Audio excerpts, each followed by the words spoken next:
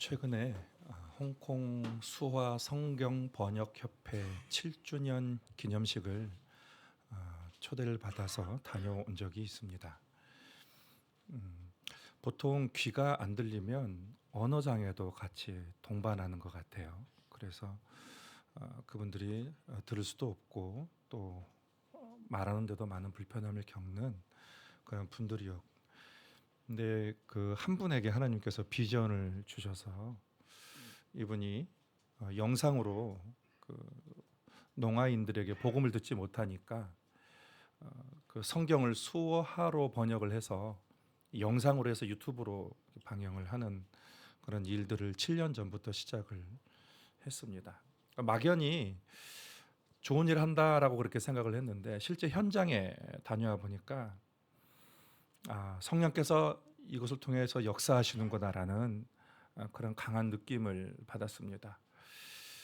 그 평소에 말씀을 접해보지 못했던 사람들이 이 수화로 이 성경 말씀을 접하게 되면서 교회를 떠났던 분이 다시 농아인 교회를 찾게 되고, 그리고 예수를 몰랐던 사람의 성경을 이렇게 수화로 듣게 되면서 예수님을 만나서 교회를 오게 되고, 또 어떤 분은 참 외로웠는데 그것을 통해서 어떻게 연결이 돼가지고 교회에 와가지고 또 교인들과 함께 교제도 하게 되고, 그리고 또 예배도 드리게 되면서 정신도 몸도 건강해졌다는 그런 소리를 들으면서 야, 하나님이 정말 함께 하시는 곳이구나 라는 그런 생각을 강하게 하고 왔습니다. 하나님의 성경과 복음을 접할 길이 없는 사람들을 잊어버리는 것이 아니에요. 하나님이 그들을 향해서 찾아갈 사람들을 찾고 계시는 거죠. 그리고 하나님이 찾으셨을 때 거기서 헌신한 사람들에게 또 뜻과 마음이 있는 사람들을 붙여주시는 그런 하나님의 섭리를 볼 수 있는 그런 기회였습니다. 우리 교회에 큰 두 가지 계명이 있습니다. 두 가지 기둥이 있는데, 하나는 예수님의 지상 명령입니다. The Greatest Commandment인데, 너는 마음을 다하고 뜻을 다하고 힘을 다하여 내 하나님 여호와를 사랑하라. 너는 내 이웃을 내 몸과 같이 사랑하라 라는 그 위대한 명령, 그 사랑에 대한 그런 명령이에요. 또 대위임령이 있습니다. 예수님의 대위임령, 더 그레이트 커미션인데, 하늘과 땅의 모든 권세를 내게 주셨으니 그러므로 너희는 가서 모든 민족을 제자로 삼아 아버지와 아들과 성령의 이름으로 세례를 베풀고 내가 너에게 분부한 모든 것을 가르쳐 지키게 하라. 볼지어다 내가 세상 끝날까지 너희와 항상 함께 있으리라 라는 말씀입니다. 그러니까 예수님께서 교회에 큰 두 가지 명령을 주셨는데, 하나는 사랑이고 또 하나는 그 사랑하는 마음으로 영혼을 구원하라 라는 그런 명령입니다. 대위임령, 오늘 설교 제목을 그렇게 했는데, 위임한다라는 말이 자신의 권한과 또 자신의 일을 믿을 만한 사람에게 맡긴다라는 그런 의미가 있습니다. 예수님이 이 땅에서 책임을 다 감당하시고 교회에게 이제 너희가 내가 했던 일 다 해라 라고 맡겨주셨습니다. 위임을 하신 거죠. 오늘 16절부터 보면은 예수님께서 부활하시고 제자들에게 하나님 나라를 가르치시다가 이제 승천하신 기한이 차서 갈릴리에서 이제 제자들에게 경배를 받으시고 승천하시는 그런 내용입니다. 근데 17절에 보면은 아직도 의심하는 자들이 있더라라고 기록을 하고 있어요. 참 놀랍습니다. 여러분, 믿음을 가지는 게 그렇게 쉬운 것은 아닌 것 같습니다.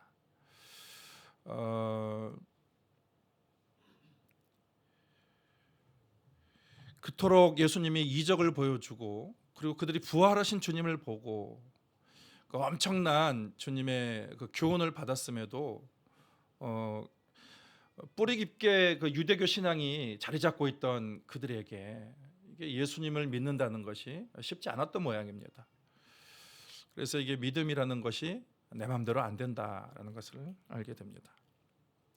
과거에 그렇게 예수님을 봤으면서도 의심했던 이 제자들처럼 오늘날 사람들 중에도 교회를 오래 다녀도 확신 있게 예수를 믿고 다니는 분이 있는가 하면 또 어떤 분들은 믿음과 의심의 그 경계 사이에서 왔다 갔다 이렇게 하는 분도 계십니다. 예수님을 가까이 봤던 사람들도 그렇게 의심을 했는데 우리는 뭐 목사에게 설교를 듣고 또 성경을 통해서 글을 읽고 그러니까 오히려 더 믿음이 생기는 게 더 어렵지 않을까라는 그런 생각도 해봅니다.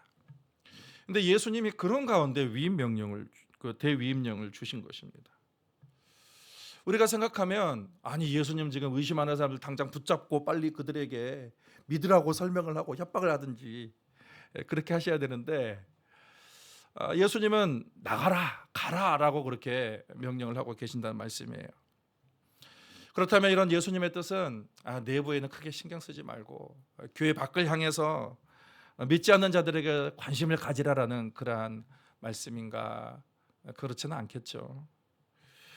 여러분 믿음이라는 것은 순종하면서 성장을 하게 됩니다. 내가 듣기만 해서 믿음이 생기는 것이 아니에요. 보기만 해서 믿음이 생기는 것이 아니에요.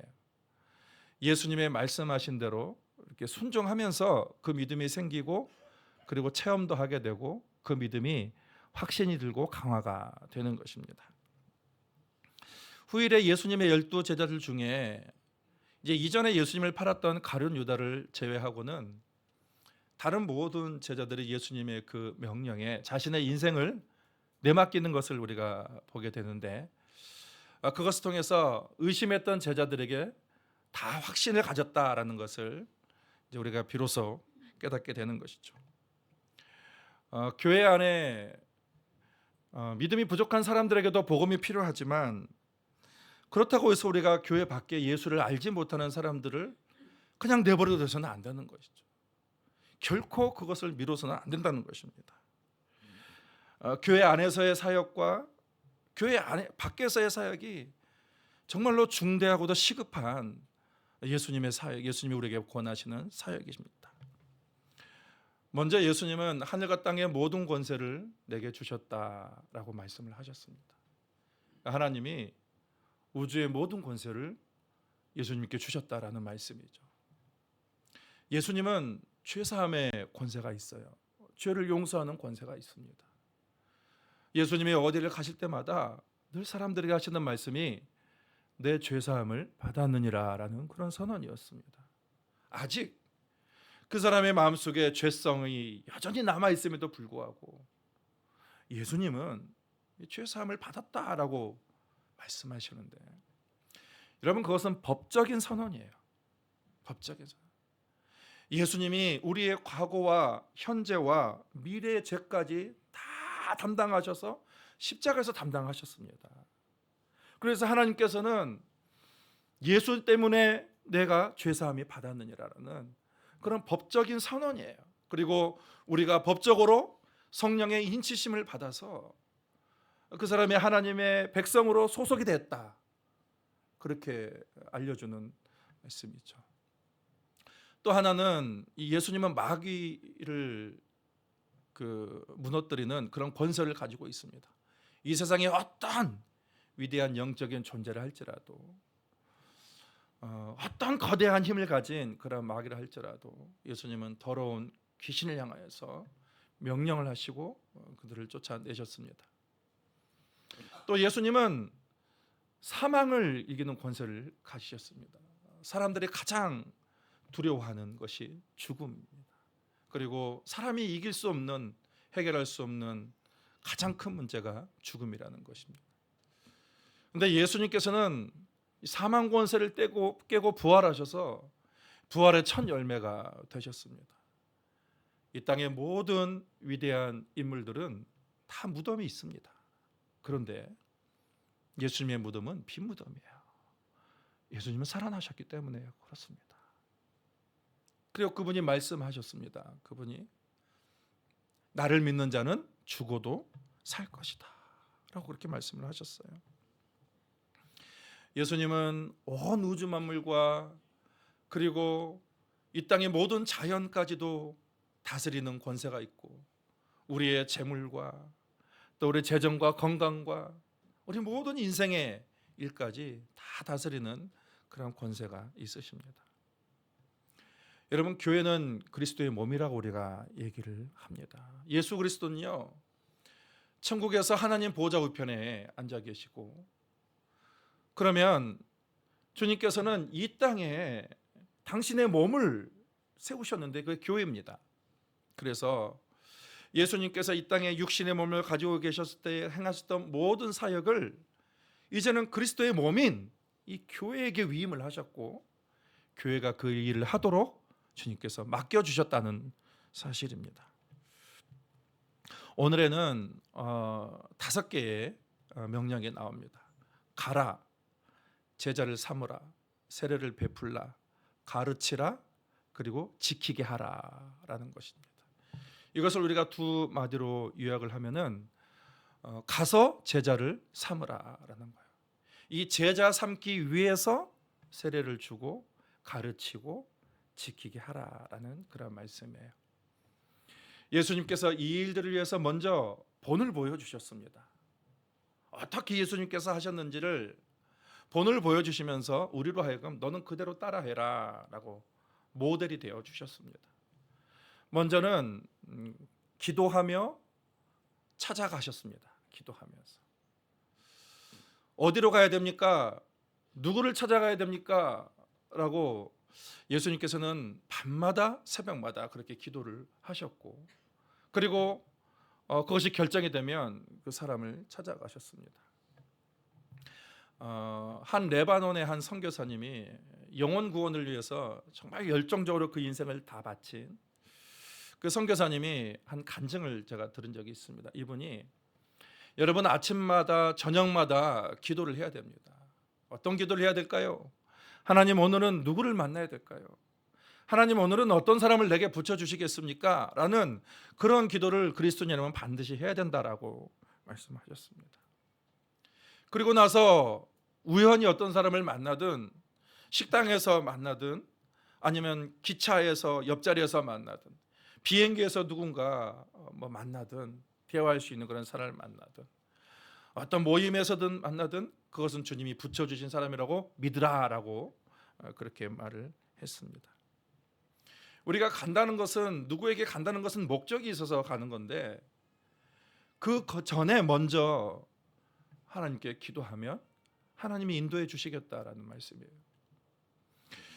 사도 바울도 사람들에게 본인이 그렇게 기도했을 뿐만 아니라 다른 사람들에게 기도를 요청했습니다. 그것이 골로새서 4장 3절이에요. 또한 우리를 위하여 기도하되 하나님이 전도할 문을 우리에게 열어주사 그리스도의 비밀을 말하게 하시기를 구하노라. 내가 이 일 때문에 매임을 당하였노라라고 했습니다. 여러분, 혼자서 기도하는 것보다도요, 여러 사람이 같이 기도하는 것이 큰 힘이 되는 거예요. 마태복음 18장 19절에 보면 너희든지 누구든지 두 사람이 합하여 기도하면 하늘에 계신 내 아버지께서 너희를 위하여 그 기도를 들으시리라라고 말씀을 하셨어요. 제가 예전에 그 전도 전체적인 그런 프로그램을 담당을 하면서 어느 교회에서 매년마다 이렇게 전도왕을 하는 어떤 권사님을 제가 한번 초빙을 한 적이 있었습니다. 온 교인들과 함께 어떻게 우리가 영혼을 사랑해야 되나라는 그런 마음을 공유하고자 불렀는데, 이분이 1년에 제일 많이 전도했던 분이 400명이고 평균적으로 200명에서 250명이 1년에 그렇게 전도를 하신다는 거. 그러니까 한 사람이 1년에 중형교회를 하나를 세우는 거죠. 이분이 남편이 사업이 굉장히 잘 돼요.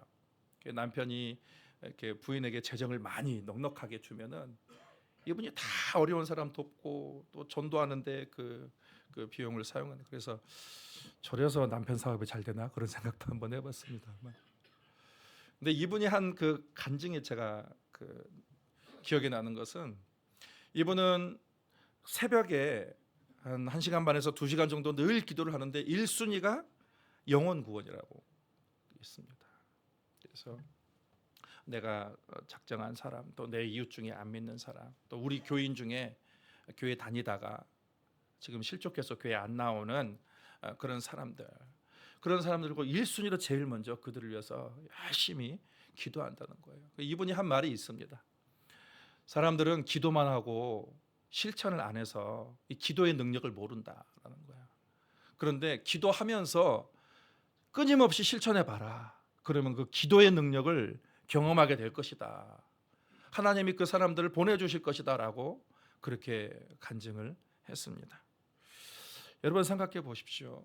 그건 하나님의 마음이죠. 하나님의 마음을 가지고 간구하는 그 기도를 하나님께서 들으시지 않겠습니까? 간절한 기도를 들으실 것입니다.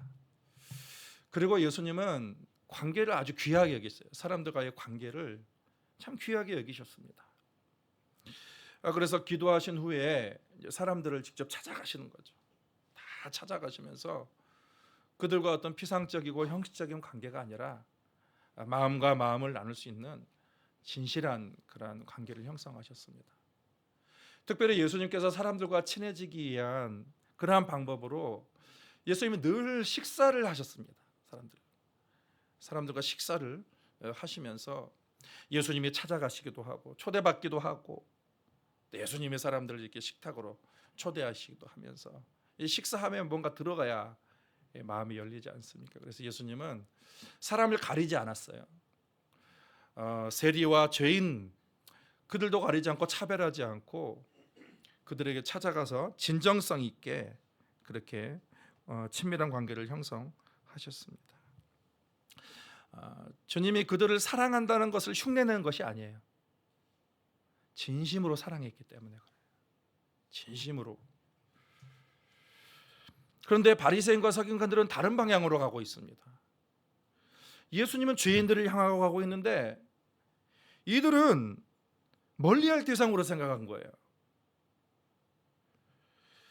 구원받고 그들을 바르게 인도해야 될 사람들이 자신들은 죄를 짓지 않겠다는 그러한 명분으로 그들을 냉대하고 그들과 관계를 형성하지 않았다는 거예요. 어쩌면 오늘날 그리스도인 중에도 그런 사람들이 적지 않게 있는 걸로 알고 있습니다. 여러분, 예수님의 대화와 죄인들의 대화의 수준이 맞았겠습니까? 맞지 않죠. 마음도 안 맞고. 근데 예수님께서 낮추신 거죠. 그들을 사랑하시기 때문에 낮추신 거죠. 그래서 진정성 있는 대화가 이게 관계가 형성이 좋은 관계가 형성이 되는 것입니다.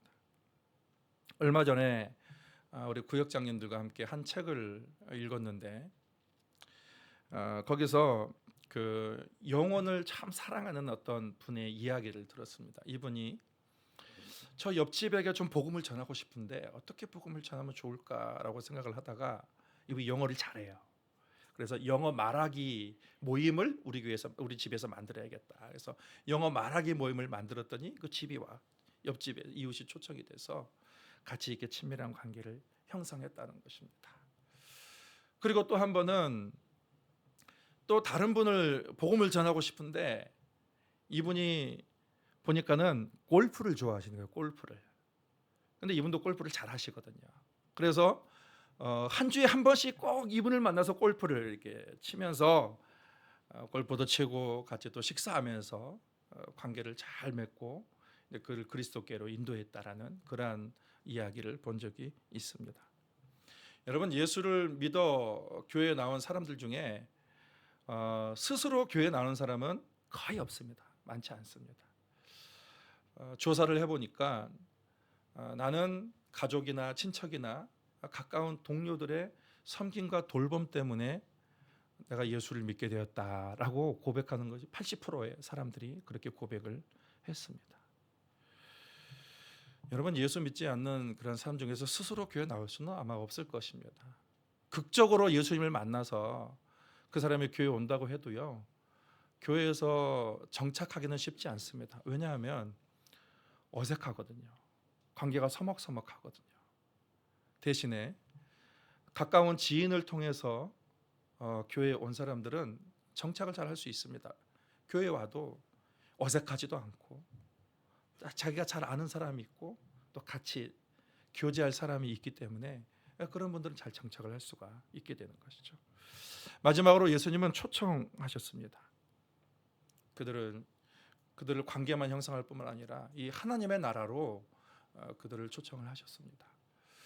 요한복음 1장에 보면 예수님께서 제자들을 이렇게 초청하는 내용이 나옵니다. 베드로의 형제 중에 안드레가 있는데 이 안드레가 원래는 세례 요한의 제자였거든요. 이제 세례 요한이 예수님에게 하나님의 어린 양이다라고 소개를 했을 때에 그가 예수님을 쫓게 되면서 예수님 어디 계십니까? 내가 예수님 계신 곳에 가고 싶습니다. 예수님께서 뭐라고 했냐면 와서 보라라고 그렇게 초대를 하셨습니다. 그리고 이 안드레가 자기 형제 베드로에게 가가지고 내가 메시아를 만났다라면서 이 베드로에게 또 소개를 했습니다. 그래서 이 베드로도 이 안드레의 소개를 받고 그리고 예수님을 따르게 됐어요. 그 다음 날 또 어떤 일이 있었냐면은 이 베드로와 안드레의 같은 동네인 빌립을 예수님께서 또 만나셔가지고 빌립에게 나를 따르라 이렇게 말씀하시자 이 빌립이 예수님을 따랐습니다. 예수님을 따르던 이 빌립이 또 나다나엘에게 자기 동네 나다나엘에게 또 찾아가가지고 그가 예수님을 만났다라고 그렇게 얘기를 했더니 그러면서 와서 보라 라면서 그가 또 예수님께 초대하는 그런 내용이 있었습니다. 여러분 예수님의 초청은 참 우리를 놀라게 만듭니다. 우리가 복음을 전할 때에 우리가 복음을 전할 때에 뭐 꼬실 필요도 없고 뭐 유혹할 필요도 없고 당당하게 복음을 전해야 됩니다. 우리가 뭐가 부족하다고 그들에게 비굴하게 나가면서 할 필요가 없어요. 예수님은요 당당하게 복음을 전했습니다. 그리고 조건까지 내걸면서 나를 따르려거든 십자가를 지고 나를 따라야 된다라고 그렇게 말씀을 하셨습니다. 그냥 따라오는 것이 아니에요. 그래서 예수님은 당당하게 믿으면 천국이 주어질 것이다라고 말씀하셨어요. 여러분 예수 믿고 교회 나눈 일이 어려운 부탁을 들어주는 것도 아니고 가까운 사람에 대해서 뭐 선심 써주는 것도 아닙니다. 여러분 예수를 믿어야 천국을 선물로 받을 수가 있는 거예요. 그렇기 때문에 아주 자신 있고 담대하게 예수님에 대해서 말할 수 있어야 되는 거예요. 여러분 그 사람이 처음에는 귀찮다 하고 여러분 고맙다고 못할 것입니다. 그러나 그 사람이 진실로 예수님을 만나게 된다면 평생 여러분을 고맙게 여길 것입니다. 요즘은 다원주의 시대라서 예수만이 구원이 있다라고 얘기하면은 비웃어버리죠. 사람들이 무시하고. 그래서 예수님을 믿으라고 당당하게 말하기가 쉽지 않습니다. 근데 요즘보다 더 어려웠던 시대에 바울은 나는 복음을 부끄러워하지 않는다. 이 복음이야 말로 모든 사람에게 구원을 주시는 하나님의 능력이다라고 그렇게 선포를 했습니다. 하나님은 세상의 모든 사람들에게 이 구원을 선물로 주고 싶어 하십니다. 그런데 누구를 통해서 아니면 교회를 통해서 교회에게 그 일을 맡겨주신 것입니다. 한 집사님이 이 남자 집사님이 그 직장에 있는 사람들에게 복음을 너무 전하고 싶은 거예요. 그래서 이 직장에 있는 사람들 어떻게 복음을 전할까라고 기도하던 중에 먼저 그 사람하고 좀 식사 좀 해야겠다. 퇴근하면서 여러 번 식사를 그렇게 하게 되면서 그분과 정말 마음과 마음을 나누는 그런 친구가 되었고 그 다음에 또 가정까지 또 초대를 하게 돼서 아주 친밀한 관계가 되었습니다. 그리고 또 그분이 그 남자 구역이었는데 이 남자 구역 장을 또 소개해주고 같은 취미를 가지고 있는 그 분들을 같이 취미 생활을 하면서 친해지면서 이분이 교회 오기 전에 이미 그 구역 안에서 예수를 믿어버린 거예요. 그리고 구역 안에서 예수를 믿고 교회 와서 이제 더 잘 믿는 그러한 일들이 많았다는 것입니다. 여러분 영혼 구원은 혼자 하는 것보다도 같이 하라고 동역자를 붙여주는 거죠. 교인들을 붙여주신 것입니다. 그래서 여러 가지 방법이 있을 것입니다. 이분처럼 먼저 우리 구역이나 어떤 가정에 먼저 초대할 수도 있을 것이고 아니면은 바로 그냥 교회로 이렇게 모시고 와도 될 것입니다. 우리 교회는 이제 오늘부터 8주 동안 영원사랑 초천장치를 열고자 합니다. 제가 우리 교회 와서 전도를 많이 강조를 안 했어요. 그런데 여러분, 그건 직무유기입니다. 목사로서 직무유기예요. 예수님이 주신 그런 말씀을 여러분에게 확실하게 전해서 여러분이 할 수 있도록 도와야 그게 목사로서 잘 하는 것이라고 그렇게 생각이 들었습니다. 우리가 복음을 전하는 것은 그 결실도 중요하지만 무엇보다도 예수님의 마음이 중요하죠. 사랑하는 마음이 중요합니다. 그래서 이 8주 기간 동안 저와 여러분에게 원하는 것은 예수님의 마음을 좀 우리가 좀 공유해 보자. 예수님의 사람을 사랑하고 영혼을 사랑하는, 또 구원하고자 하는 그 마음을 공유해 보자라는 그런 마음이 있습니다. 자식이 아버지의 마음도 공유하지 못하고 가면은 안 되겠지 않습니까? 많은 사람들이 그동안 아버지에게 달라만 기도했어요. 아버지 위로해 주세요. 아버지 채워 주세요. 아버지 도와주세요. 라고 그렇게만 기도하는데요. 여러분, 그렇게 해가지고는 신앙이 발전하지 않습니다. 정말로 나는 이제 아버지께 한없는 은혜를 받았으니 내 아버지를 위해서 무엇을 할 수 있을까? 아버지께 무엇을 드릴 수 있을까? 라는, 아버지가 정말 무엇을 기뻐하실까라는 그러한 마음을 가지는 것이 그 아버지와 그 자식이 하나 되는 그런 마음이 아니겠습니까? 오늘 마지막 말씀에는 임마누엘, 내가 세상 끝날까지 너희와 항상 함께 있으리라라고 말씀하셨어요. 어떤 사람에게요? 가서 세례를 베풀고 그리고 제자 삼고 가르치고 지키게 하는 사람에게 내가 세상 끝날까지 함께 하겠노라. 하나님 언제 나와 함께 했습니까? 하나님이 함께 하시는 것을 나는 모르겠습니다 라고 생각되는 분이 있다면 여러분, 예수님 말씀대로 해보십시오. 반드시 예수님이 함께 하시는 것을 반드시 경험하게 될 것입니다. 예수께서 말씀하십니다. 너가 하는 게 아니다. 내가 너와 함께 한다라고 했습니다. 너는 할 수 있다라는 거예요. 내가 너와 함께 한다.